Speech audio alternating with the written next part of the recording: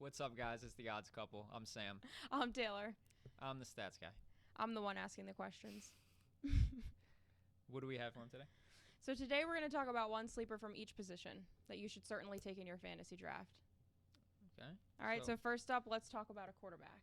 Quarterback, all right. So the sleeper I'm going with, which, by the way, these are guys, certainly you've heard of most of these guys or all of these guys. Sleeper for us that we're defining is basically somebody that's going to outperform their average draft position. So starting up with a quarterback, I'm going to go Aaron Rodgers. Why? Well, so he's going as the quarterback 12 is where he's being drafted. So you can get him undrafted or with like a final pick. In 2000 and 2021, he was quarterback 6 and 3 is where he finished. Wow. Now he's got Nathaniel Hackett as his offensive coordinator back, which he didn't have in Green Bay last year, and obviously last year he had a down year. So he's got. He didn't have Devontae Adams last year. He's got Garrett Wilson now to throw the ball to. Plus, he's got, his buddies in Lazard and Randall Cobb back with him. And, yeah, again, Nathaniel Hackett with him again. He's got something to prove on a new team.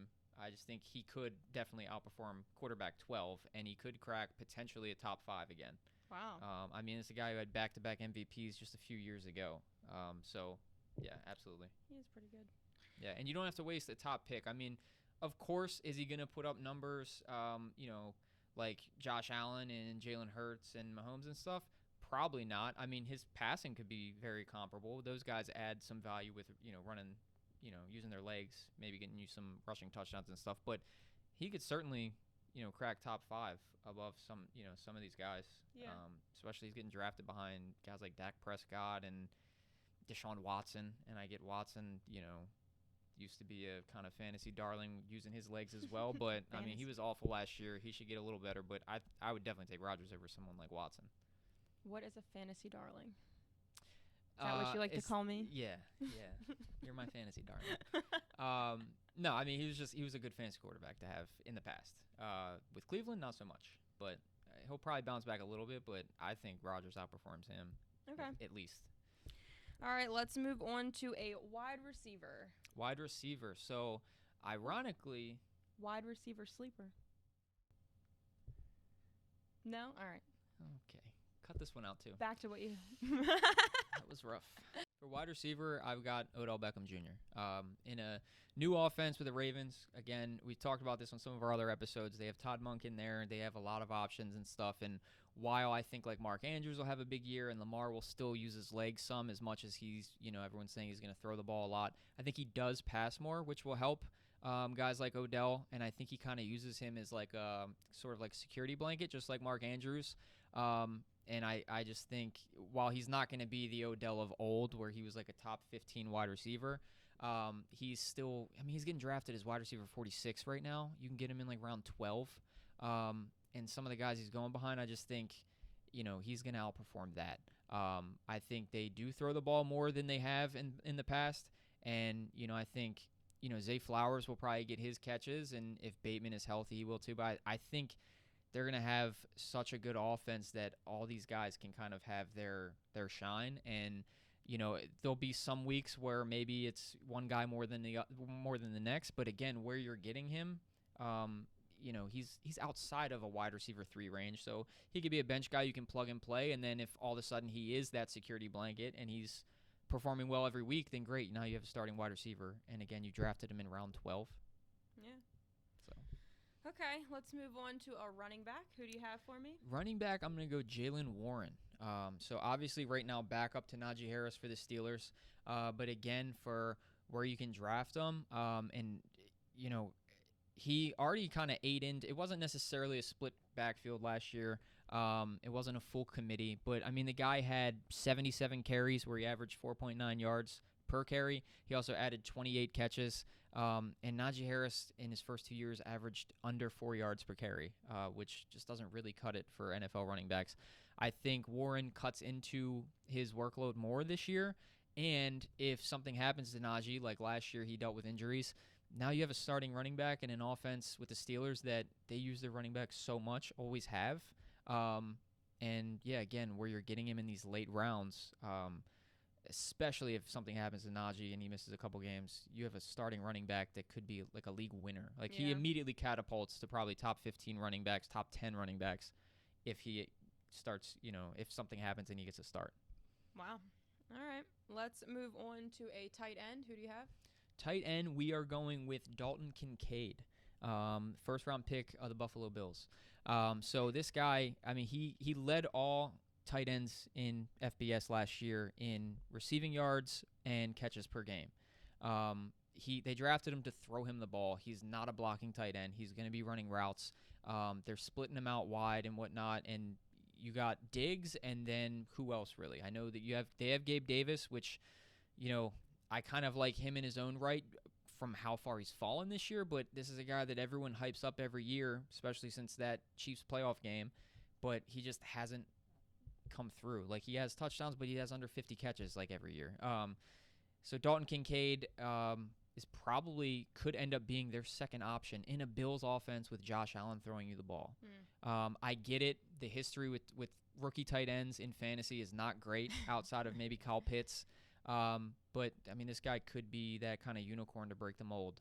Again, where you're getting him, basically, I don't want to say undrafted because people are starting to kind of take that flyer on him, but you could certainly get him in, like, with one of your final picks, especially if you miss out on those top couple tight ends, the Mark Andrews, the Travis Kelce and whatnot, and you're going to take kind of a flyer tight end at the end. Either grab him or grab him as a second tight end or something and wait to see how they use him and see if he breaks out. And then you could have a potential tight end one by the end of the year. Yeah, absolutely. All right. Let's talk about a kicker. Kicker? Oh, we're going kicker. Okay. Yeah. Are we going to do defense and special teams too? Yes, we are. No one does kicker and defense special teams in the fantasy football world. Okay. We like to be different. So. Yes. So you hear it here first. Kicker. I'm going to go Jason Myers then. If we're doing kickers, then is he related to Michael Myers? Wow, you know what? I don't know. There is a Michael Mayer that the Raiders drafted, tight end. We should have used him as the tight end sleeper just for that. Maybe on the Halloween episode, we can go Michael Mayer. Oh, man, that would be hilarious. Michael Myers playing football. I don't know. I have to check if that guy's got a nickname. If not, just call him the serial killer. But Jason Myers. He's going to kill your fantasy. In a good way or a bad way? We're giving people good news here, all right? Yeah, like in a good way. He's a good sleeper because he's going to kill it. All right, because we could put him on the bust list that we're going to come out with, and don't draft this guy. He's going to kill your team. We're going to keep him on the good list. Okay, good. We digress. Jason Myers for the Seahawks. This is a guy that last year he was 6 for 6 on field goals over 50 yards. And the Seahawks were the 5th worst team in red zone offense, which is great for a kicker. He struggled 2 years ago, had a great bounce back year last year, earned him an extension. Again, someone on a team with Pete Carroll's led offense who's very conservative and just sucked in the red zone. Spells great opportunities for your kicker. Last year he had 11 games where he had 2 or more attempts. Again, great. By the way, don't draft a kicker until your final pick. I just learned this. Kicker and defense, special teams, don't reach for them when you can get these other guys like, late round flyers that could end up being a starter for your team. Wait until kicker. Jason Myers is going to be there with your last pick, and that's the beauty of it. But the people, while I say that, and kickers don't matter over some of these other guys, I absolutely agree with. However, when you're streaming a kicker, they do matter. Like, they could win you a game if a kicker goes off. Especially if it's Justin Tucker. Well, there you go. But, yeah, I mean, you want a team that's giving you opportunities for your kicker. Of course, every point matters. So a guy like Myers, again, last year, 11 games with 2 or more opportunities. Yeah. If he has something like that again this year, he'd be a great kicker for you. I love that we're doing kickers and defense. Is defense next? I'm excited now. Yes, defense is next. Defense. You know who we're going after in most of our drafts is the Cowboys defense. You looked at me like, last episode you told me we had the Jets. Yeah, we do. But we did, yeah. That's because we missed out on the Cowboys because, again, they were taken. We're not reaching for them, but your third to last pick if you want to snag them up if they're available. I love them this year. They were great last year. Of course, they have Michael Parsons there, and they're going to get you some sacks and whatnot. They added Stephon Gilmore, who played very well last year. and to an already great defense, they have a phenomenal secondary, great pass rush. Yeah.